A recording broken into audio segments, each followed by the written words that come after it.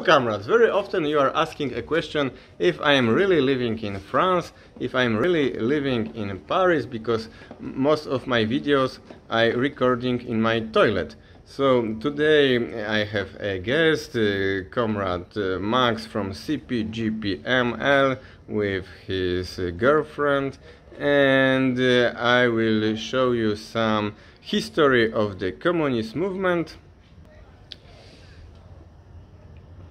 As you see, this is one of the most important places to visiting in Paris. It is the Basilique Sacré-Cœur, and this place is very important in for the history of the communist movement, because it is in this place, in this mountain, was the rebellion in the time of the war against Germany in 1971. So in this place there was a lot of cannons, and these cannons were taken by the Garde Nationale, which were we need to remember that in this time the army was divided.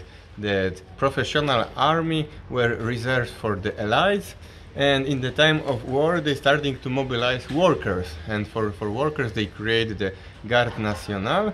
And this Garde Nationale, because of it was the working force, it was the force which was important to starting the socialist revolution, which everybody knew in the name of the Commune in the Paris. So we are in the historic place, and I will show you some things about the history of the Commune de Paris. So here is the Basilique Sacré-Cœur, and there is some information about the history which interests us. So it is information about the event which started the Commune de Paris, that in 18 March 1871 some generals were captured by the Garde Nationale and killed. And you need to understand all this hypocrisy of the French bourgeoisie, that they make the historic information about killings some of the allies of the French army, and they didn't talk about the murders which were taking place 2 months later in the Blood Week,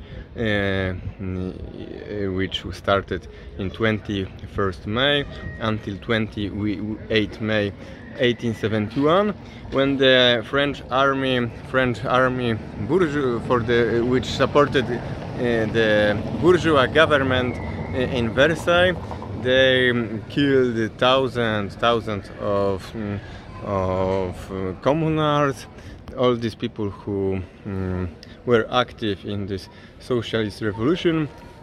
But also they persecuted a lot of people in the streets of Paris. Everybody who they think that he was a worker, they killed him. They killed also a lot of Polish citizens, because there are many Polish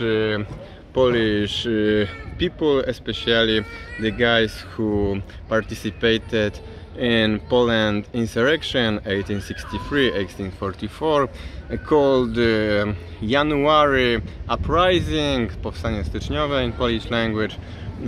People like Walerian Wróblewski or Jarosław Dąbrowski, which were the generals of the Paris Commune. You need to understand that the officers, French officers, were loyal for the French government. So the workers organized in the Garde Nationale, they didn't have officers. So they needed to take the officers from abroad, and Paris was a city where a lot of revolutionaries go to. They search here. These Polish revolutionaries, they need to escape from Poland, because the January uprising lost. so they were active here. You need to remember these two names. Jarosław Dąbrowski, he was one of the most important leader of the Commune de Paris. He died here. And Walerian Wróblewski, he escaped from this butchery, and he was one of the leader of the first international. So this is Basilique Sacré-Cœur, and they created this building to make forgiveness of God for this socialist revolution. So this is this Basilique Sacré-Cœur in front, and as you see, many people came here because it is a free view for the Paris. From this mountain you can view all the panorama of Paris. And this is a little shame that in the place when there was the first communist revolution, known in all corners of the world, in every socialist countries.